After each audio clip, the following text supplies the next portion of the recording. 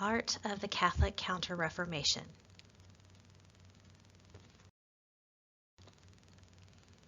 Key concept: Mannerist and Baroque artists employed distortion, drama, and illusion in their work. Monarchies, city-states, and the Church commissioned these works as a means of promoting their own stature and power. Art of the Catholic Counter-Reformation. It starts with Mannerism. Mannerism developed in Spain. The main characteristics were that it was a reaction against the Renaissance ideals of balance, symmetry, simplicity, and the realistic use of color. The High Renaissance had taken art to perfection. There was little that could be done to improve it. Thus, the Mannerists rebelled against it.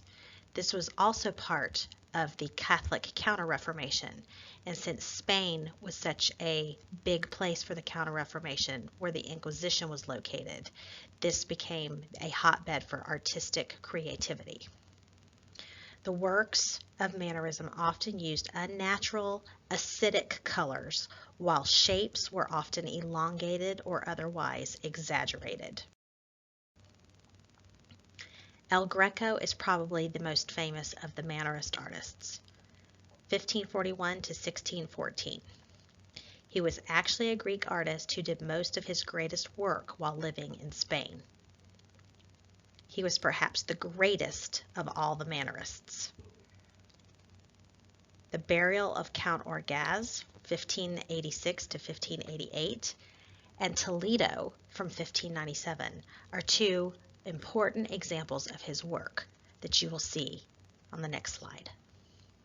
Mannerism reflected the Baroque ideals and became associated with the Catholic Reformation in the late 16th century. Here is El Greco's The Burial of Count Orgaz from 1586 to 1588. You see the elongated forms.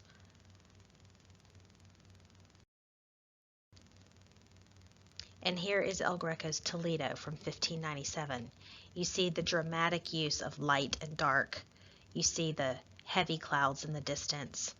Almost looks ominous. Baroque art was also part of the Catholic Counter-Reformation. It began in the Catholic Counter-Reformation countries to teach in a concrete and emotional way, and also to demonstrate the glory and power of the Catholic Church in contrast to the Protestant sects. It was encouraged by the papacy and the Jesuits. It became very prominent in France, Flanders, Austria, southern Germany, and Poland.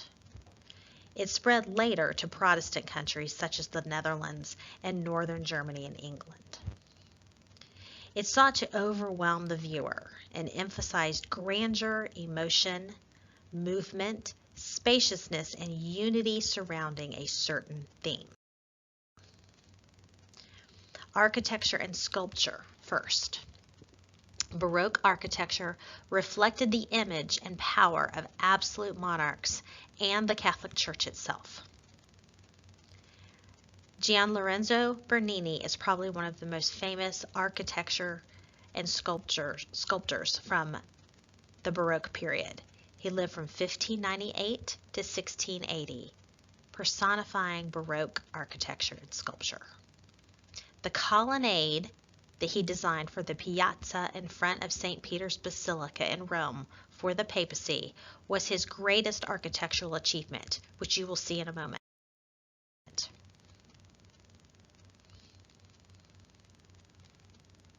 Here's the colonnade for the piazza. Bernini's fountain in St. Peter's Square is also one of the key elements of the papacy. The colonnade you see on the bottom as well, a more panoramic view of the colonnade. Bernini sculpted the incredible St. Peter's baldachin, or also the baldacchini as it's sometimes referred to. It's the canopy over the high altar in St. Peter's Basilica with its wavy columned sides. This was built between 1624 and 1633 of bronze. His altarpiece sculpture, called the Ecstasy of St. Teresa, evokes tremendous emotion. You see the look of ecstasy on the face of St. Teresa as her heart is about to be pierced by the love of God that's personified by the angel. And the light is pouring down from above, as you can see on the image on the right. Baroque painting characteristics. It stressed broad areas of light and shadow rather than on linear arrangements like we saw in the High Renaissance. The color appealed to the senses and was more true to nature than we saw in Renaissance art. Baroque painting was not concerned with clarity of detail as much as it was with the overall dynamic effect. Lots of emotion.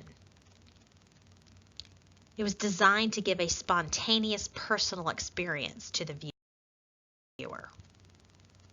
Caravaggio from Italy, living from 1571 to 1610, was probably one of the most famous artists of this period.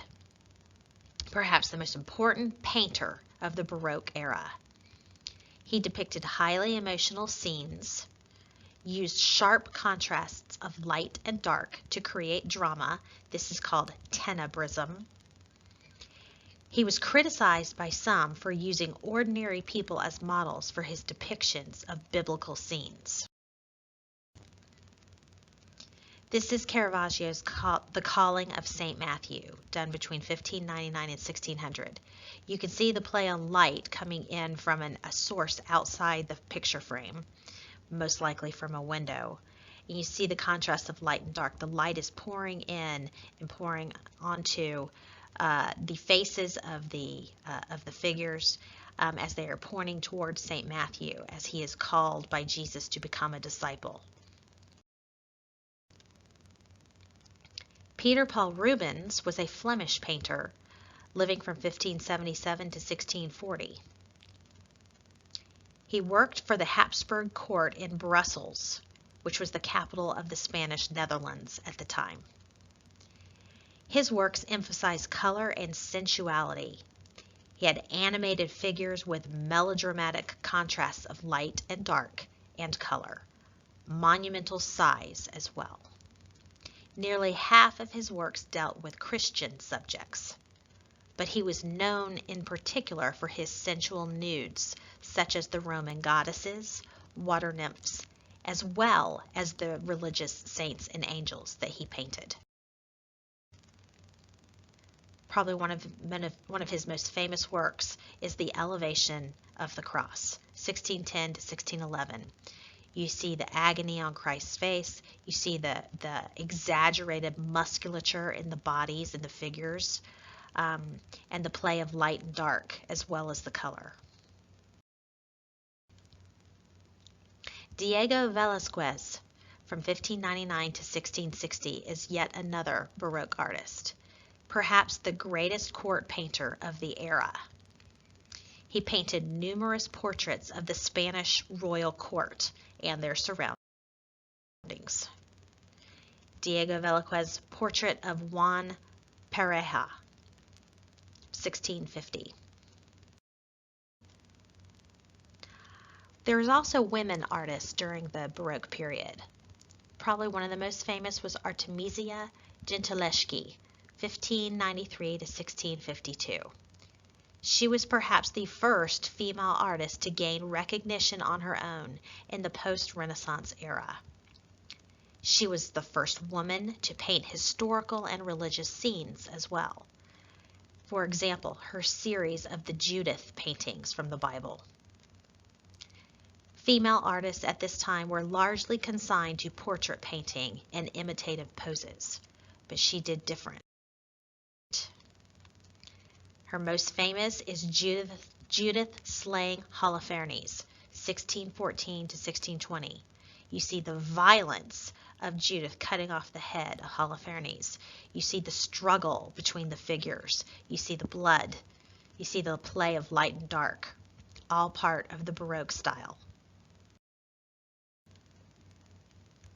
Results of the Reformation. The unity of Western Christianity was shattered forever. No longer would there be one unified Christian church in Europe. Northern Europe, including Scandinavia, England, much of Germany, parts of France, Switzerland, and Scotland, all adopted Protestantism. Religious enthusiasm, however, was rekindled. Similar enthusiasm was not seen since far back into the Middle Ages. Abuses of the Roman Catholic Church were finally remedied also. Simony, pluralism, immoral or badly educated clergy were considerably remedied by the 17th century due to the Catholic Counter-Reformation. Religious wars broke out in Europe for well over a century, and that will be covered in the next lecture.